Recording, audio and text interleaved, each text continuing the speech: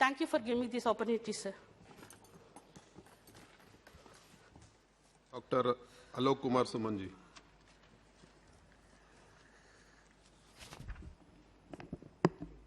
धन्यवाद सभापति महोदय। मैं आपका आभार व्यक्त करता हूं कि आपने demand for grants under control of Ministry of Civil Aviation 2022-23 पर बोलने का मौका दिया।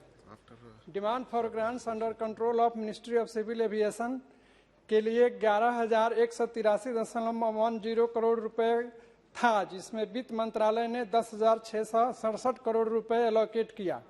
फाइनेंस मिनिस्ट्री ने 516 करोड़ रुपए रीजनल कनेक्टिविटी स्कीम RCS और air India asset holding limited AIAHL के लिए रेशनलाइज किया है। वित्त मंत्रालय ने यह भी दर्शाया है कि वर्ष 2022-23 के लिए सेंट्रल सेक्टर स्कीम को भी मजबूती दी जाएगी। मेरा मत है कि AIAHL के लिए जो एलोकेशन है वह सिविल एविएशन के लिए जस्टिफाइड है, लेकिन अगर RCS के लिए 101.28 करोड़ रुपए से ज़्यादा किया जाए तो RCS के तहत उड़े देश का आम नागरिक यानी उड़ान योजना को मजबूती मिलेगी।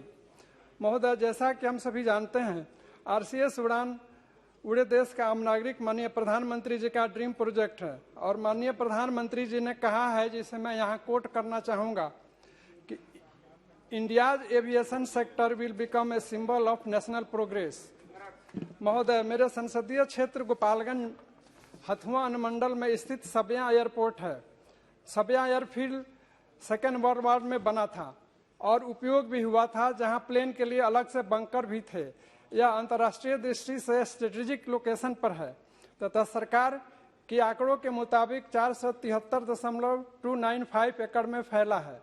स्थानीय आंकड़ों के मुताबिक 517 एकड़ में कहा जाता है, जिसमें 1011 अतिक्रमण की पहचान की गई है, जो 338.66 एकड़ अतिक्रमित जमीन है, जो रक्षा मंत्रालय की रिपोर्ट है।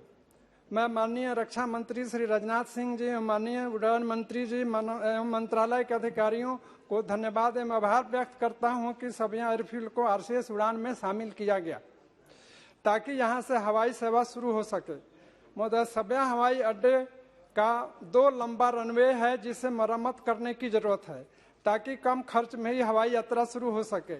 यदि रक्षा मंत्रालय की मदद से सिविल एविएशन मिनिस्ट्री द्वारा बिहार सरकार के माध्यम से स्थानीय जिला प्रशासन को कागजात उपलब्ध कराते हुए अतिक्रमण हटाने का सख्त आदेश दिया जाए तो एयरलाइनें बिडिंग करने के लिए जल्दी तैयार होंगी, क्योंकि गोपालगंज एवं सीवान तथा बगल के जिले के लाखों की संख्या में लोग खाड़ी के देशों में रहते हैं और बिहार में सबसे ज़्यादा विदेशी मुद्रा इन्हीं जिलों में आती है और ये लोग 150 से 200 किलोमीटर दूर जाकर दिल्ली के लिए प्लेन पकड़ते हैं। चूंकि दिल्ली के लिए गोपालगंज से कोई सीधी ट्रेन भी नहीं है।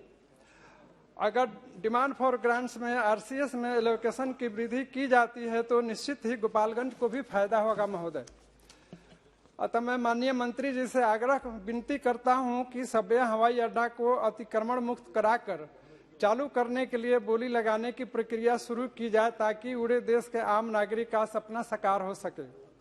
महोदय, India is the world's 3rd largest market in the civil aviation sector, लेकिन 65% एयर कनेक्टिविटी और 61% ट्रैफिक केवल 6 मेट्रोपॉलिटन सिटीज का ही है। इसलिए आज देश में जरूरी है कि स्मॉल एंड मीडियम सिटीज को भी कनेक्ट किया जाए ताकि माननीय प्रधानमंत्री एवं आम नागरिकों का हवाई यात्रा का सपना पूरा किया जा सके। महोदय, मैं International Civil Aviation Organization ICAO का रिपोर्ट पढ़ रहा था, जिसका फाउंडर मेंबर भारत भी है और भारत ने रिच कंट्रीब्यूशन ICAO सेक्टर में किया है।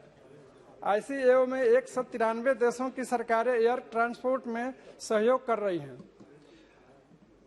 एयर ट्रैवल और डिमांड में अनफोर्सिन वृद्धि हुई है महोदय, और ICAO के अनुसार वर्ष 2030 तक 100% की वृद्धि होगी। इसलिए इस सेक्टर का विकास आज देश की जरूरत है।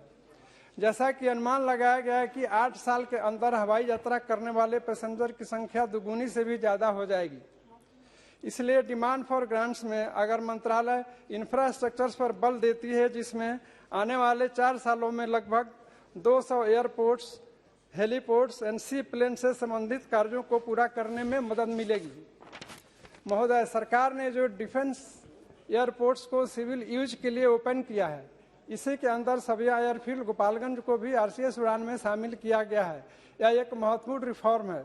इसी प्रोसेस से 8 नए फ्लाइंग एकेडमिक्स और 5 एयरपोर्ट्स में शुरू की गई है, जो कि देश के युवाओं को ट्रेनिंग देगा। महोदय, मेरा एक सुझाव है कि सिविल एविएशन सेक्टर का ग्रोथ मजबूती से हो, जिसके लिए जो भी pending issues Ministry of Defence, Ministry of Civil Aviation and Airport Authority of India के बीच है, उसमें शीघ्र ही रिजोल्व किया जाए ताकि लैंड ट्रांसफर जल्दी हो तथा आरसीएस उड़ान योजना सफल हो।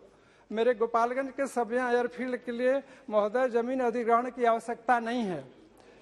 यहाँ केवल अतिक्रमण एक समस्या है, रनवे भी 2 है, अतः इसे रिनोवेट करने में खर्च भी कम है, कमर्शियल फिजिबिलिटी भी बहुत ज़्यादा है। अतः महोदय, मैं मंत्री जी से आग्रह करूंगा कि इसको जल्दी अतिक्रमण से मुक्त कर इसको चालू कराया जाए, ताकि वहाँ के लोगों को जो खाड़ी देशों में रहते हैं उनको विशेष रूप से फायदा हो। महोदय, इन्हीं मैं शब्दों के साथ अपनी बात को समाप्त करते हुए इस डिमांड फॉर ग्रांट्स का सपोर्ट करता हूँ। धन्यवाद सभापति महोदय। श्रीमती